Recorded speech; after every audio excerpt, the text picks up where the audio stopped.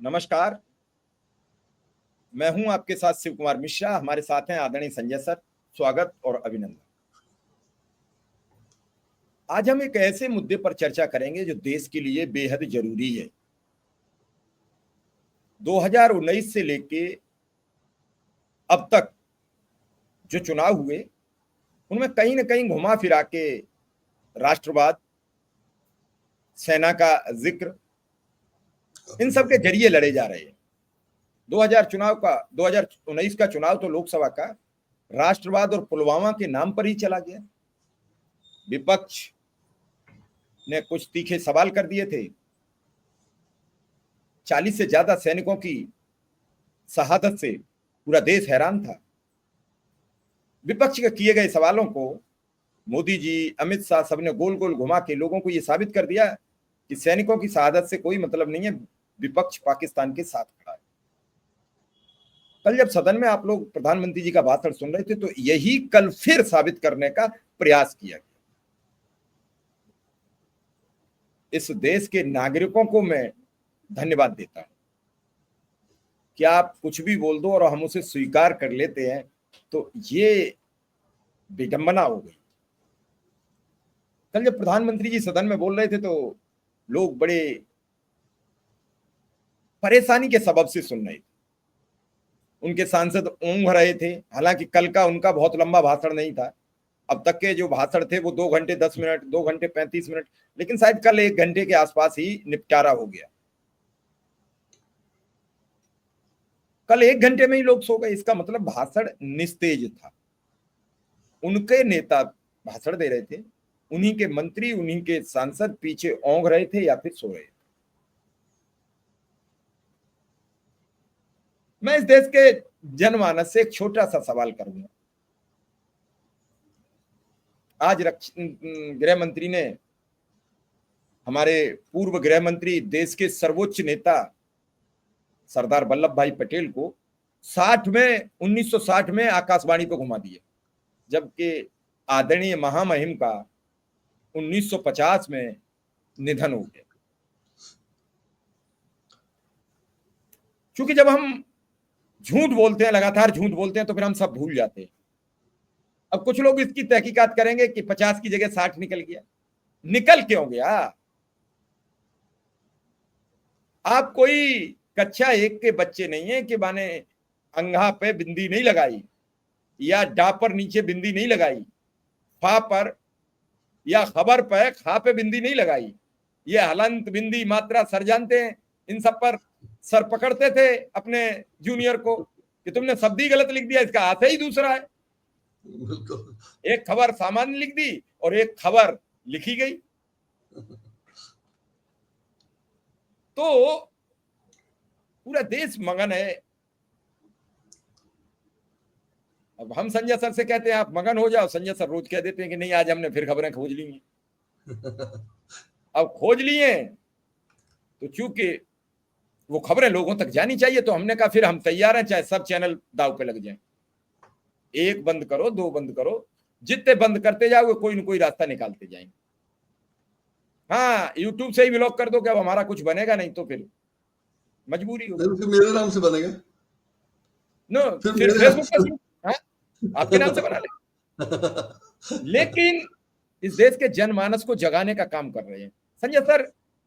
कल से 2 दिन लगातार आपने सबके वक्तव्य सुन लिए।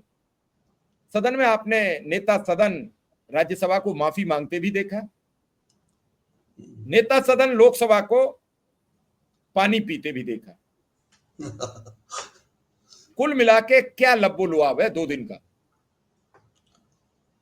नहीं, लब्बो लुआब तो बहुत चिंताजनक है।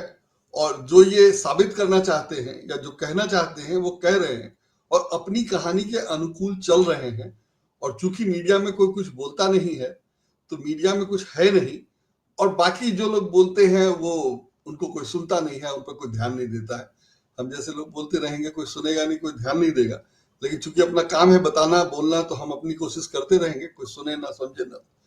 तो मुझे लगता है कि आतंकवाद का मामला बहुत गंभीर है, और जो इन लोगों ने जवाब दिया या बड़ा ठोक के कह रहे थे कि सब सारी बातें होंगी, सभी सवालों का जवाब देंगे वगैरह वगैरह, उसमें कुछ है नहीं। और आतंकवाद का मामला एकदम अब तो दिखाई देने लगा है कि मोदी जी का रुख आतंकवाद पे पहले कुछ और होता था, अब बिल्कुल बदला हुआ है। माने आपको मुंबई हमले का याद होगा, तो मुंबई हमले के समय इन लोगों का क्या रुख था? माने तेवर ये था कि हो कैसे गया हमला, आप कर क्या रहे थे?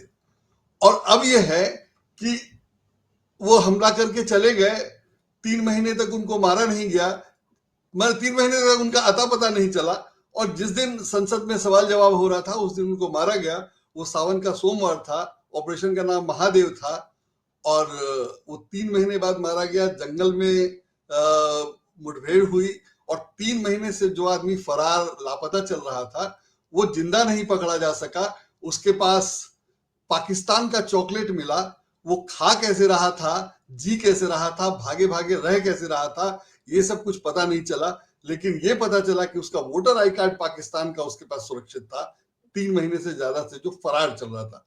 अब अगर वो फरार चल रहा था, पाकिस्तान से आया था हमला करने, जैसा कहा जा रहा है यहाँ का नहीं था, और जाहिर है वो रोज घर आ जा नहीं रहा होगा, और दावा यही किया जा रहा है कि वो तब से उसको घेर के हम रखे हुए थे और वो जा नहीं पाया, और उसको अंततः मार दिया गया, मुठभेड़ में मार दिया गया।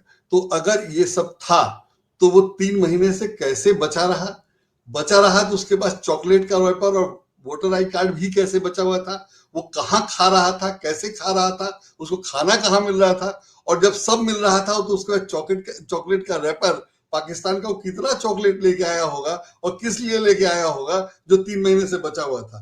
भाई अगर रोज खाता होगा तो इतना ज्यादा लेके कैसे आया, और एक ही तो खाता था तो लेके किस लिए आया था, और सब आया था तो वो 3 महीने तक उसकी जेब में क्या कर रहा था। और सब के बावजूद जिसकी जान पे पड़ी हो, जो एक बड़ा अपराधी है जिसको एनआईए और भारत सरकार ढूंढ रही थी, वो 3 महीने आपको मिला नहीं।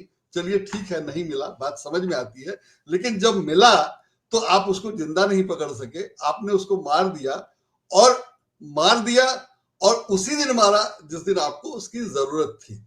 लेकिन इससे पहले के या दूसरे ऐसे मामलों में अपराधी पकड़े नहीं गए हैं, मारे भी नहीं गए, और इससे लगता है कि वो क्या उनको जानबूझकर मारा गया या जानबूझ के छोड़ दिया गया। माने एक बार हो तो आदमी नहीं, 2 बार हो तो नहीं, तो कई बार के मामले हैं।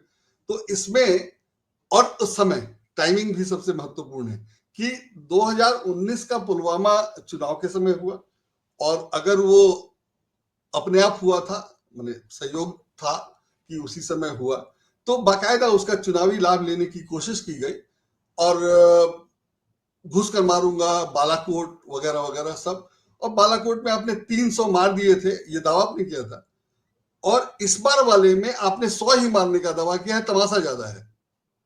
तो अगर बालाकोट में आप एक अटैक में 300 मार सकते थे, तो इस बार इतना सब करके आपने 100 ही मारे, और 300 मार के आप कह रहे थे आतंकवाद खत्म हो गया। मतलब कश्मीर चुनाव के समय कहा जाता रहा कि आतंकवाद खत्म हो गया, और यही प्रचारित किया गया था, तभी लोग घूमने जा रहे थे कश्मीर में। और ठीक है कि कश्मीर के लिए वो जरूरी भी है, लेकिन सब होते हुए, और आपको सतर्क रहना चाहिए था वगैरह वगैरह, सबके बावजूद ये हमला हो जाता है। ठीक है, हमला हो गया, लेकिन जिस ढंग से उसने नाम पूछकर मारे का प्रचार किया गया, मैंने पहले ही दिन मैंने लिखा था, मुझे ठीक से याद है कि सभी अखबारों में यह नहीं छपा था कि नाम पूछकर मारा गया, आतंकवादी हमला था। और नाम पूछकर मारा गया का मतलब तब होता जब उसने किसी को छोड़ा होता, तो उसने किसी का नाम सुन करके तो छोड़ा नहीं, तो जाहिर है उसको सब एक धर्म के लोग मिले और उसने सबको मार दिया। तो ये प्रचारित करने की जरूरत ही नहीं थी कि वो नाम पूछ के मार रहा था। और अगर वो 2-4 मुसलमान को भी मार देता, या मरने वाले में 2-4 दूसरे धर्म के भी लोग होते, तो उसकी कार्रवाई पे या उसके प्रभाव पे कोई फर्क नहीं पड़ना था।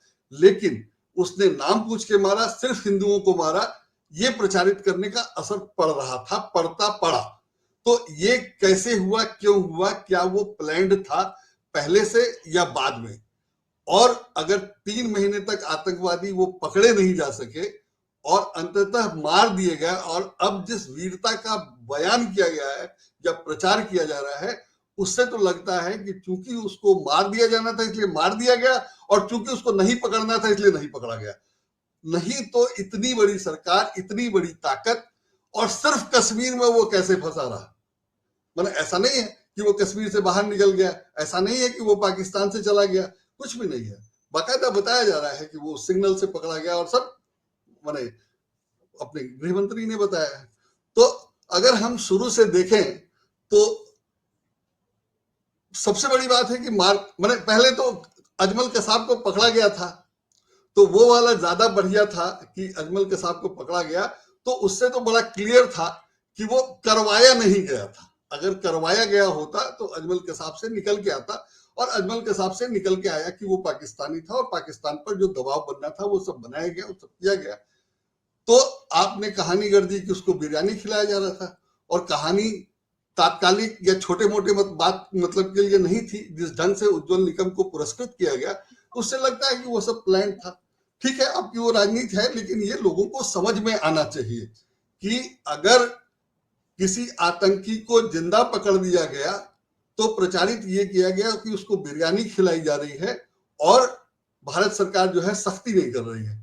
और अब आतंकवादी आपको 3 महीने मिल नहीं रहा है। 2019 के पुलवामा वाले पकड़े नहीं गए, और भी बहुत सारे नहीं पकड़े गए हैं, बहुत सारों का पता नहीं है। तो जो आप दिखावा कर रहे हैं कि आप आतंकवाद के प्रति बहुत सख्त हैं, क्या हैं वाकई, या सिर्फ दिखावा कर रहे हैं? 2019 के मामले में आपने कुछ नहीं किया। इस बार आपने जबरन ऑपरेशन सिंदूर से लेकर के पाकिस्तान पर हमला तक कर दिया। आप कह रहे हैं कि हमने रेस्ट्रिक्टेड किया था, उससे रेस्ट्रिक्टेड की उम्मीद थी, लेकिन उसने जम्मू पे जो हमला किया वो बहुत ज्यादा था, जो उस 2019 में नहीं हुआ था। और तब आप ही ने 300 लोगों को मारने का दावा किया था, इस बार आप ही ने 100 लोगों को मारने का दावा है। तो आप ही कहानी जो चाहते हैं उस ढंग से प्रचारित करते हैं, मीडिया उसको चैलेंज नहीं करता है, और जो कहानी प्रचारित करते हैं वो कहानी ही होती है या सच होता है, मुझे उस पर शक है। मैं उस पर बात करना चाहता हूं, और मुझे लगता है कि वो बहुत गंभीर मुद्दा है। और ऐसे मामलों में मार दिया जाना, जो अपराधी है उसको मार दिया जाना बहुत गंभीर मामला है। और मैंने ये इंदिरा गांधी के हत्या के ही समय सुन लिया था, सीख लिया था या जान लिया।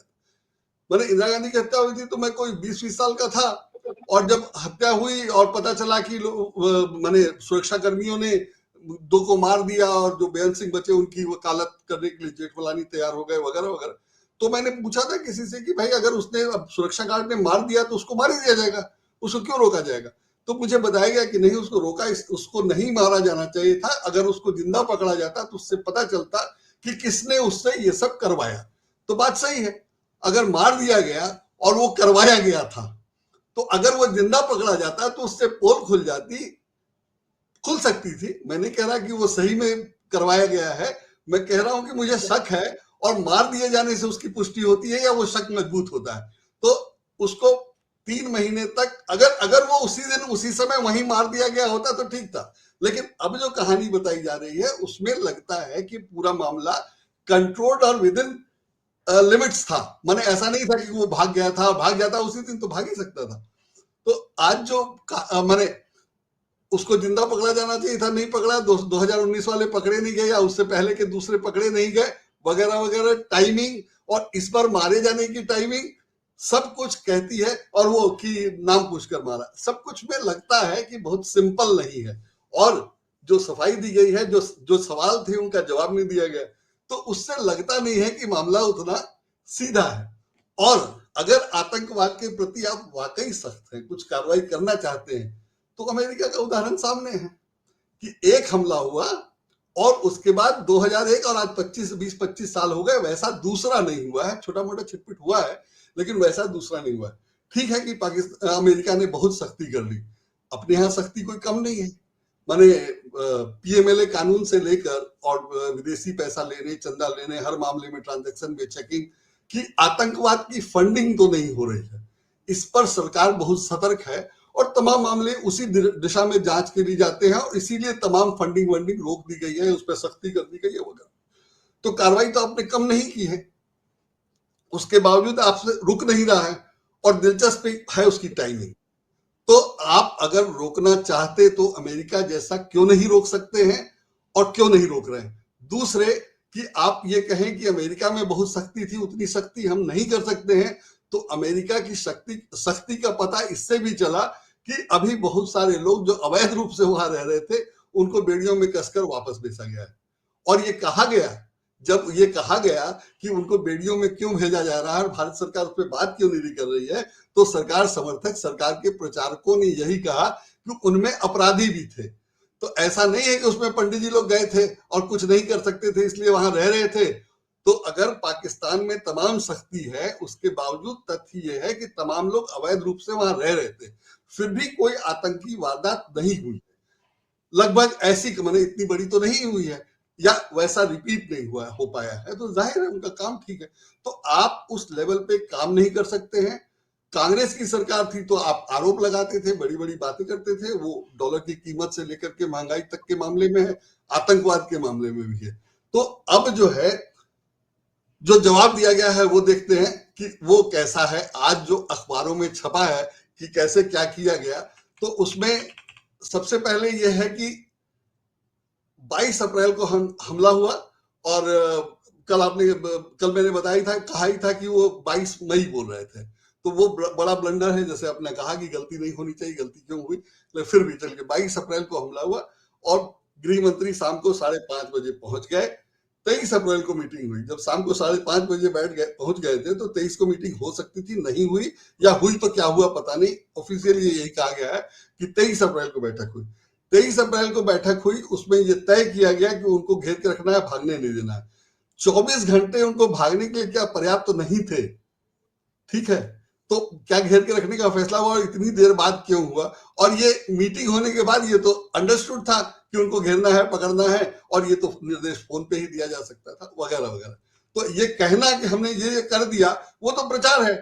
जो हुआ वो देखिए। तो हुआ क्या, वो हम देख रहे हैं, वो हम नोट कर रहे हैं कि जा रहा है कि हम शाम 5:30 बजे पहुंच गए थे। ठीक है, अच्छी बात, आप पहुंच गए थे, लेकिन मीटिंग अगले दिन हुई, और अगले दिन हुई, उसमें ये कहा गया कि हम पुख्ता व्यवस्था करेंगे, लेकिन जो भी व्यवस्था हुई उसमें वो पकड़े नहीं गए और 3 महीने तक नहीं पकड़े गए। तो उसके बाद कहा गया कि 1 महीने बाद, खबर में जो लिखा है मैं वही कह रहा हूं, 1 महीने बाद 22 मई को सिग्नल विग्नल मिला, जिससे पता चला कि वो यहां पे हैं। फिर उनको ढूंढने की कोशिश की गई और अब उनको सख्ती करने की कोशिश की गई, वगैरह वगैरह। फिर वो लापता हो गए। 2 महीने बाद फिर 22 जुलाई को ही, 21, पहले 22 मई को, फिर 22 जून को कुछ नहीं, 22 जुलाई को उनकी मौजूदगी की फिर पुष्टि हुई। अखबार में खबर में छपा है, जो गृह मंत्री ने कल बताया। तो अब 2 महीने वो लापता थे, आप ढूंढ रहे थे, तब दावा यही किया गया है कि हम उनको जंगल में सिग्नल से और ये वो ढूंढ रहे थे और उनके सिग्नल विग्नल से पकड़ा गया। ठीक है, वो सिग्नल नहीं यूज कर रहे होंगे तो नहीं पकड़े जाएंगे, लेकिन 2 महीने लगा। और वो एक जंगल में थे जहां कहा जाता है कि कॉम्बिंग करते हैं, मतलब आपने चारों तरफ से घेर लिया और आप ऐसे क्लोज होते जाएंगे, तो वो कहाँ जाएंगे? और जाहिर है वो 3 ही आदमी हैं, आप 3,000 30,000 लोग अगर उसको घेरेंगे तो अंततः वो पकड़े ही जाएंगे। और ठीक है, सुरक्षा बलों के भी कुछ मारे जाते हैं, लेकिन वो बच के नहीं निकल सकते थे अगर उनको चारों तरफ से घेरा जाता। तो 3 महीने ये सब नहीं किया गया, या किया भी गया उसके बावजूद नहीं पकड़े गए, ये इंपॉर्टेंट है। उसके बाद, जी सर, बताते चले। हाँ, उसके बाद मैं बता रहा हूं क्या क्या उसमें झोल है।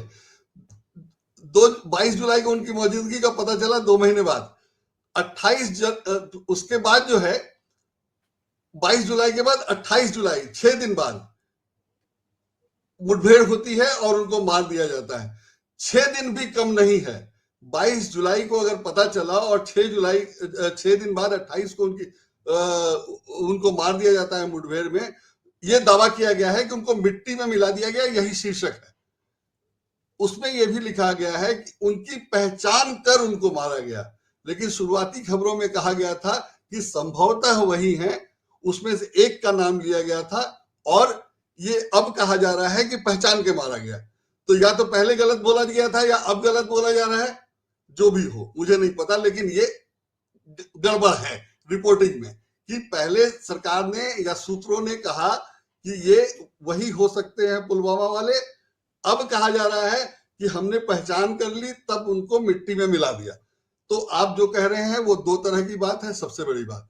उसके बाद अगर उनको पहचान कर मिट्टी में मिला दिया गया, तो फिर लिखा गया कि हमने पुष्टि कराई। ठीक है, आपने डेड बॉडी की पुष्टि कराई, फॉर्मेलिटी करा ली, लेकिन ये भी लिखा है कि हमने उनके हथियार जो उनके पास बरामद हुए उसको विशेष विमान से चंडीगढ़ भेजा, और चंडीगढ़ में जांच के बाद ये पुष्टि हुई कि पुलवामा में जो गोलियां चलाई गई थी उसके खोखे इसी विमान से, इसी हथियार से चलाए गए थे। और ये रिपोर्ट सुबह 4:46 पे आई है। तो ऐसी क्या जरूरी थी, या क्या जल्दी थी, या क्या मजबूरी थी? जब जांच और पुष्टि हो ही गई थी, कागजी कार्रवाई करनी थी, आपने विशेष विमान से सब भेज ही दिया था जांच के लिए। आप परिवार वालों से, या जो पहले उसको शरण देने के आरोप में पकड़ा गया था, उससे आपने पुष्टि करवा ही ली थी। तो इस सर्टिफिकेशन की जरूरत क्यों थी? और ये सर्टिफिकेशन मुझे तो वैसे ही लग रहा है जैसे बिहार में वोटर लिस्ट के लिए चाहिए। तो ये सर्टिफिकेशन जो है वो गैर जरूरी है, और सुबह 4:46 पे आया है। तो आप समझ सकते हैं कि अब 4:46 मैंने, मुझे लगता है कि अगर 4:46 पे आप रिपोर्ट ले रहे हैं तो कहा हुआ है कि आपको क्या रिपोर्ट चाहिए, और ये रिपोर्ट 4:46 में आई ये बताने के लिए कि हाँ वाकई जांच हुई है। नहीं तो ये रिपोर्ट उसी समय आ सकती थी जिस समय सैंपल दिया गया था। तो मुझे ये पूरा मामला क्लियर नहीं लगता है, और मुझे लगता है कि ये कहानी गढ़ी हुई है, फैक्ट नहीं है, या घटनाक्रम का विवरण जो है उसमें कुछ गड़बड़ है। अब सर आपने इतना लंबा आज ये प्रोग्राम विधिवत बता दिया। नहीं, अभी तो बाकी है, अभी और बताता हूँ। चलिए आप पूरी सुन ले। कुछ और पूछना चाहे तो बताइए। नहीं नहीं, नहीं नहीं आपको नहीं, पहले मैं सुन लूं, पहले मैं जो पूरी मैंने सुन लूं। हाँ, तो उसके बाद जो है अब इसमें पूर्व प्रकाशित तथ्यों पे आते हैं। जो इन्होंने कहानी अब बनाई हो तो ठीक है, हमने सुन लिया, जिसको यकीन हो वो कर ले, मुझे यकीन नहीं है, जिसको नहीं हो वो ठीक है। इसमें एक और गड़बड़ है कि मैंने जब वारदात हुई थी तब ये दावा किया गया था कि हमने 48 घंटे के अंदर अपराधियों के स्केच जारी कर दिए, और एनआईए ने जांच शुरू की थी 48 घंटे बाद। तो 48 घंटे तो पहले ही भागने के लिए पर्याप्त थे, और अगर 48 घंटे तक स्थानीय पुलिस ने उनको भागने नहीं दिया, घेर के रखा, या बिना किसी खास व्यवस्था के वो भाग नहीं पाए, तो 2 दिन बाद एनआईए को जांच सौंपने की क्या जरूरत थी? एक सवाल वो भी है। लेकिन चलिए, आपने सौंप दिया, तो ये कहना कि हमने बड़ी मुस्तैदी से कार्रवाई की, मुझे उसी पर यकीन नहीं है, क्योंकि 48 घंटे भागने के लिए पर्याप्त होते हैं, और कोई भागना चाहता तो भाग सकता था, और तमाम मामलों में लोग 48 घंटे से कम में ही भागे जो नहीं पकड़े गए। तो यहाँ ये कहना कि हमने 48 घंटे बाद जांच शुरू की और हमने पूरी सख्ती की का कोई खास मतलब नहीं है। उसमें भी ये तथ्य कि स्केच जारी कर दिया, स्केच जारी कर दिया को एक बड़ी उपलब्धि के रूप में बताया गया था, लेकिन बाद में पता चला कि वो स्केच गलत है। आपने पढ़ा था, आपने सुना था कि नहीं कि वो स्केच गलत थे? तो अब अगर स्केच ही गलत जारी हो गए थे तो ठीक है, वो भी हो सकता है, उसको भी मैं बहुत गंभीरता से। लेकिन एक खबर ये भी थी कि किसी पर्यटक ने बताया कि वो स्केच वाले को पहचानती है। कोई महिला पर्यटक थी जौनपुर की, उसने बताया था कि वो उसको पहचानती है, और वो उसके इससे खच्चर से उसके साथ गई थी, ठीक है। और वो जो इसको पहचान रही है, जिसको वो स्केच का जो आदमी था, जिसको वो पहचान रही, जिसके खच्चर से वो गई थी वारदात से पहले 20 अप्रैल को, और वो बता रही है कि वो प्लान ए बी की बात कर रहा था वगैरह वगैरह, उसको पहचानती है। तो स्केच जारी हुआ था इन हमलावरों का, बाद में पता चला वो गलत है। एक आदमी मिला जो उसको पहचानता था, वो कहाँ गया? और प्लान ए बी की बात कर रहा था, तो उसका जिक्र नहीं है इस रिपोर्ट में आज। तो वो कहाँ गया? और अगर वो रिपोर्ट गलत थी तो ये पहचानने वाला मामला क्या था, कैसे हुआ, ये मुझे समझ में नहीं आ रहा है।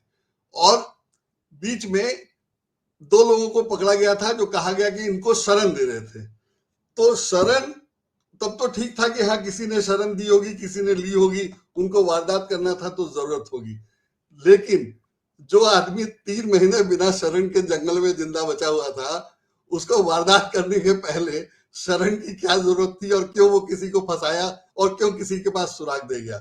ये तो बुनियादी सवाल है, और मुझे लगता है कि बहुत गंभीर है कि 3 महीने तक अगर वो उसी दिन मार दिया गया होता, उसी दिन पकड़ लिया गया होता तो ठीक है, मैं मान लेता कि वो आया था तैयारी करने के लिए, और उसको अगर कोई रिश्तेदारी थी या कोई जगह थी तो उसने पहले जम के जीमा खाया पिया ऐश किया, और मरने की बात कि अब तो वारदात के बाद मुझे बचना नहीं है, तो उसने अपना अंतिम इच्छाएं पूरी कर ली वगैरह वगैरह। लेकिन वही आदमी अगर 3 महीने तक जिंदा बचा रहा, पुलिस को छकाता रहा या देश की सबसे बड़ी जांच एजेंसी को छकाता रहा, तो उसको यहां जीवने की क्या जरूरत थी? और ये उस 2 आदमी को क्यों फंसा गया? जो सुराग मिला जिससे पकड़ने में मदद मिली होगी, और इन्हीं लोगों ने पहचानी। लेकिन इसमें कहानी यह है कि कश्मीरियों को बदनाम करने का था मामला, कि पूछ करके मारा, नाम पूछ करके मारा, मतलब कश्मीर के आदमी थे। और इस कहानी से भी लग रहा था कि लोकल लोगों का सपोर्ट था। तो उस समय मुख्यमंत्री ने कहा कि नहीं, ये उससे उसको मजबूरी में उसने अगर कुछ समर्थन सहायता की है या उसको खिलाया पिलाया या उसको शरण दी है, तो वो मजबूरी में किया होगा। मुख्यमंत्री अपनी राजनीति या अपना देश राज्य के लिए जो कर सकते थे वो उन्होंने किया, लेकिन वो साधारण नहीं है, वो भी महत्वपूर्ण है। कि एक तो शुरू में ये चर्चा की नाम पूछ के मारा, हिंदुओं को मारा, बाद में ये कहलवाना 2 लोगों को पकड़ करके ये पेंट करना, माने कहा गया नहीं कहा गया वो अलग बात है, लेकिन अगर 2 स्थानीय लोग पकड़े गए उसको शरण देने, अपराधियों को शरण देने के मामले में, तो जाहिर है कि स्थानीय इन्वॉल्वमेंट था, जिसका मुख्यमंत्री को कॉन्ट्रडिक्ट करना पड़ा कि नहीं ऐसा नहीं है। तो ये सब हुआ, और मुझे लगता है कि इसकी जरूरत ही नहीं थी। कोई भी अपराधी क्यों कोई लोकल कांटेक्ट को फंसाएगा या अपने फंसने का इंतजाम करेगा? तो ये भी एक संदिग्ध है कि ये जांच के नाम पर उनसे आ रहा है। कुल मिला के सर ये है कि सदन चल गया, राज्यसभा प्रधानमंत्री नहीं गए, और अमित शाह ने ठीक उसी तरीके से बात की जैसे 2 पहलवान अखाड़े में हों, तो बड़ा पहलवान न जाके छोटा पहलवान चला जाए, और वो ये कहे पहले मुझे तो गिरा ले, तब बड़े वाले से भिड़ने की बात सोचना। वो व्हाट्सएप तो पे घूम रहा है, तो व्हाट्सएप उन्होंने पे घूम रहा है कि पहले कोई दारा इसी सिंह से अंदाज कहता में था कहा कि है कि पहले मुझसे तो निपट लो। हाँ। तो मुझे नहीं लगता कि अब सदन में कुछ सार्थकता बची है, जब नेता सदन नेता प्रतिपक्ष को मेंटल डिसऑर्डर बता रहे हो, मेंटल डिसेबल बता रहे हो। तो हो सकता है कोई ये भी कहे कि वो शिव कुमार मिश्रा और संजय सर भी मेंटल हो चुके हैं, उनका काम। तो इसे कोई नहीं मान सकते, क्योंकि कहा जाता है। जो शब्द ये कहते हैं किसी के लिए, वो खुद मानसिक आघात में, वो खुद मेंटल हो चुके हैं। अब बिल्कुल, अगर मेंटल सामाजिक दायरा बहुत बड़ा होता सर, मैं अब आए दिन देख रहा हूं, आज एक मुरादाबाद के एक लाला जी रो रहे थे कि मेरी दुकान तोड़ दी। मैं जब बुलडोजर शुरू हुआ तब कह रहा था सर मेरा उदाहरण, कुछ लोगों को उदाहरण गलत लगता है, मैं कहता हूं कि इस आतंकवाद का जो दंश है वो मुस्लिम समुदाय से शुरू हुआ, मुझे कह देने में कतई दो राय नहीं। बड़े तादाद में वो थे, और दूसरे थे वो गुंडा बदमाश मवाली टाइप व्यक्ति थे। हालांकि आते वो उसी श्रेणी में थे जो बड़े मर्डरी थे, या वो भी उसी दायरे में थे, वो किसी भी जाति और धर्म के। उसका सबसे ज्यादा दंश जो किसी ने झेला, मुस्लिम कंट्रीज ने झेला। जो हिंदू कंट्रीज थे, क्रिश्चियन कंट्रीज थे, वो धीरे धीरे सरेंडर करते गए। भाई आग लग रही थी तो वो अपने बचाव अपना कर रहे थे, वो दूसरे के बचाव में नहीं दौड़ रहे थे। बिल्कुल।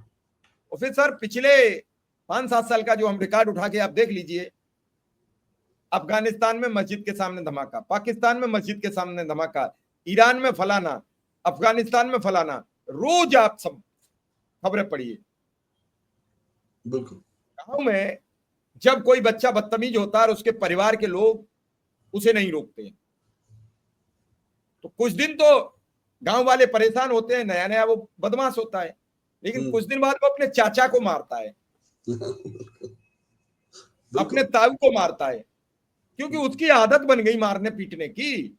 अब कोई बहस ही नहीं करता। अब चाचा ताऊ उसके अपने, वो क्यों नहीं करेंगे?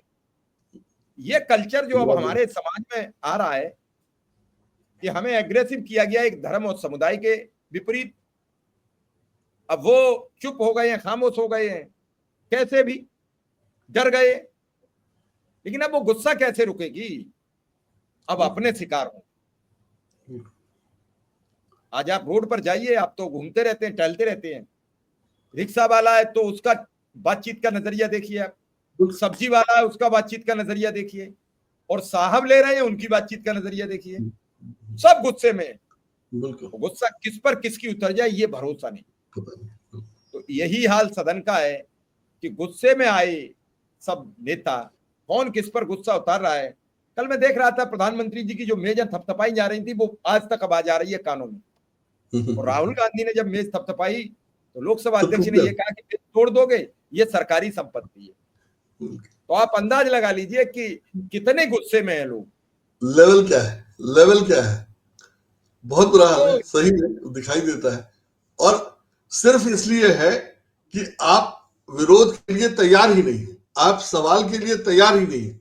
बहुत सामान्य, मैंने मुझे लगता है कि कांग्रेस के समय भी ये सब होता था और ऐसे ही सवाल उठते थे, वो लोग जवाब देते थे और कोई ऐसे परेशान नहीं होता था जैसे यहाँ लोग परेशान हो रहे हैं। मैंने उस समय मुंबई हमले के समय तो यही हुआ था ना कि शिवराज पाटिल ड्रेस बदल रहे थे तो उनकी नौकरी चली गई। जब कल प्रियंका ने उन्हें जवाब दिया, कल मुझे फिर एक बात आज कहनी पड़ रही है, कांग्रेस को थोड़ा सा प्रियंका को आगे लाना चाहिए।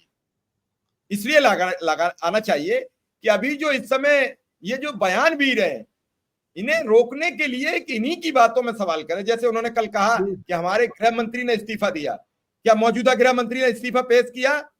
हमारे मुख्यमंत्री ने इस्तीफा दिया उस राज्य के ने, क्या आपने इस्तीफा दिया किसी ने? ये सवाल होने चाहिए सर, होने चाहिए। ये सवाल प्रियंका नहीं कोई भी कर सकता है, और सवाल करना तो सामान्य बात है, सवाल तो मैंने उनको भी पता है। मुद्दा ये है कि अगर प्रियंका करेंगी तो कल से शुरू हो जाएगा, दोनों भाई बहन की पार्टी है, यही लोग शुरू कर देंगे, दूसरों की सर वो करने दो, अब सब जनता समझ चुकी है, आप भी समझ रहे हैं, अब जनता पूरी तरीके से समझ चुकी है खेल। मुझे लगता है कि राहुल गांधी ये समझ गए हैं, या मैं भी समझ गया हूं, मुझे भी ऐसा ही लगता है, मैं भी वैसे ही सोचता हूं कि ये बने रहे सत्ता में। अगर राहुल गांधी को प्रधानमंत्री बनने का शौक नहीं है, मैं नहीं जानता है कि नहीं, अगर नहीं है तो वो प्रधानमंत्री बन के क्या कर लेंगे, अपना क्या भला कर लेंगे, और देश का जो भला करना चाहते हैं वो कर रहे हैं। और अगर प्रधानमंत्री बन के कुछ इतना भला वो करना प्रधानमंत्री बन के नहीं कर पाएंगे सर, फिर कह रहा हूं प्रधानमंत्री बन के इतना नहीं कर पाएंगे। बिल्कुल, तो वही मैं कह रहा हूं कि अगर उनको प्रधानमंत्री नहीं बनना है तो बीजेपी और आरएसएस अपनी कब्र खुद खोद रहे हैं, ये दिख रहा है। वो कब पूरा हो जाएगा उसमें सिर्फ समय का मामला है, और बहुत स्पष्ट है कि वो लोग जो भी कर रहे हैं उसका उनको फायदा नहीं होना है। और अगर फायदा ये हुआ कि बीजेपी की ही सरकार रहेगी और बीजेपी कभी हारेगी नहीं और जो वो चाहते हैं वो कर लेंगे, तो वो हिंदू राष्ट्र हो जाएगा, उससे आप नेपाल जैसे हो जाएंगे या पाकिस्तान जैसे हो जाएंगे, उससे आप जापान तो नहीं हो जाएंगे। 3 नेताओं से बीजेपी बहुत परेशान है, राहुल गांधी, उत्तर प्रदेश में अखिलेश यादव, बिहार में तेजस्वी, 3 लोगों से इस समय बहुत परेशान है। जिसका सपोर्ट है, तो जिसका सपोर्ट है, और वो लोग, उन लोगों को जल्दी नहीं है, दुर्भाग्य से उन लोगों को जल्दी नहीं है शशि थरूर की तरह, नहीं लोग कतई जल्दी नहीं। अब आप ये मान लो कोई जल्दी नहीं, और उत्तर प्रदेश के किसी भी मुद्दे कारण यही है। उत्तर प्रदेश के किसी भी मुद्दे पर अखिलेश यादव ने अगर लिख दिया तो उसका काम हो गया, केस भी दर्ज हो जाएगा, उसकी मदद भी हो जाएगी। तो नहीं, अफसर तो जानते हैं ना कि कल को ये मुख्यमंत्री बन सकते हैं। राहुल गांधी के बारे में ये नहीं समझा जाता है कि कल को ये प्रधानमंत्री बनेंगे तो अमित शाह हो जाएंगे। राहुल गांधी अमित शाह नहीं हो सकते, वो नहीं होंगे, तो इसलिए राहुल गांधी का डर नहीं होगा, लेकिन अखिलेश का डर तो है, रहेगा। तो दोनों में फर्क है, और वही तेजस्वी के साथ है लेकिन राहुल के साथ नहीं है। तो मुझे लगता है कि राहुल ने अपनी जो छवि बनाई है वो उसी हिसाब से चल रहे हैं, और इसलिए अगर ये लोग निश्चिंत हैं तो हो, लेकिन उसका नुकसान हमेशा हो रहा है। जैसे अगर पहलगाम नहीं होता तो पुलवामा पे जो संदेह था वो पुख्ता नहीं होता, और अगर वो और रह जाएंगे कुछ दिन तो फिर तीसरा होगा, क्योंकि इनको और कुछ आता नहीं है, तो फिर कुछ होगा जिससे ये पता चलेगा कि तीनों में क्या संबंध है या तीनों कैसे एक जैसा है। और अगर ये सत्ता में बने रहें तो ठीक है, जो देश का नुकसान होगा होगा, लेकिन जो समर्थक है उनसे कम, हमारा आपका नुकसान उनसे कम होना है। और हमारे आपके पास विकल्प भी है, उनके पास विकल्प नहीं है। राहुल गांधी के पास भी विकल्प है, राहुल गांधी छोड़ के जा सकते हैं, उनको कोई दिक्कत नहीं। तो राहुल गांधी जो कर रहे हैं और जो जल्दीबाजी नहीं दिखा रहे हैं, अगर मैंने मुझे हमेशा लगता है कि अगर शशि थरूर जैसे लोग हैं, ज्योतिरादित्य सिंधिया जैसे लोग हैं, तो राहुल गांधी को क्या जरूरत है कि वो देश के भला करने के लिए चिंतित हो? वो जो कर सकते हैं कर रहे हैं। अगर लोग उनको प्रधानमंत्री नहीं बना रहे हैं, या उनके साथ लोग जुड़ नहीं रहे हैं, या उनका साथ नहीं दे रहे हैं, या बीजेपी की खराबी लोगों को नहीं दिख रही है, तो राहुल गांधी प्रधानमंत्री बन के क्या कर लेंगे? मैं तो समझता था कि बन के कुछ कर भी लेंगे। आप कह रहे हैं कि नहीं कर रहे, तो मुझे लगता है कि सही बात है कि वो शायद वो भी ना कर पाए जो भी कर पा रहे हैं। अभी कम से कम इनको टाइट तो रखे हुए हैं, तो क्या पता, इसलिए सबकी अपनी अपनी रणनीति होती है, वो एक महत्वपूर्ण नहीं है। लेकिन मुझे लगता है कि भाजपा सत्ता में बनी ही रहेगी तो देश का भला नहीं होना है, वो हिंदू राष्ट्र हो जाएगा, और हिंदू राष्ट्र हो जाएगा तो वही होगा जो पाकिस्तान है अभी तक, या नेपाल है। जापान तो नहीं हो जाएगा, और अगर जापान नहीं होगा तो क्या फायदा होना है? तो फिर ठीक है, जैसे चल रहा है वैसे चल रहा है, क्या दिक्कत है किसी को? चलिए सर, देखते हैं कैसे कौन करवट ऊंट बैठेगा। लेकिन फिलहाल ये बात तय हो गई कि सदन में जो जवाब मिले उनसे विपक्ष तो दूर की बात है, जनता भी संतुष्ट नहीं है। बिल्कुल, जनता भी सवाल नहीं कर रही है, संतुष्ट नहीं है, उसका मन नहीं भरा है, वो सवाल करती रहेगी। और आपने जो जानकारी दी है वो जानकारी दर्शकों को समझनी चाहिए, क्योंकि अगर आप समझोगे, सिर्फ सुन लेने से ही आप समझ लोगे कि पहले दिन से लेके और अब तक क्या लब्बु लुआब है, कैसे पूरा मामला हुआ, तो आप फिर समझ जाओगे। सर, आपने समय दिया, इसके लिए आपका बहुत बहुत आभार, बहुत बहुत धन्यवाद।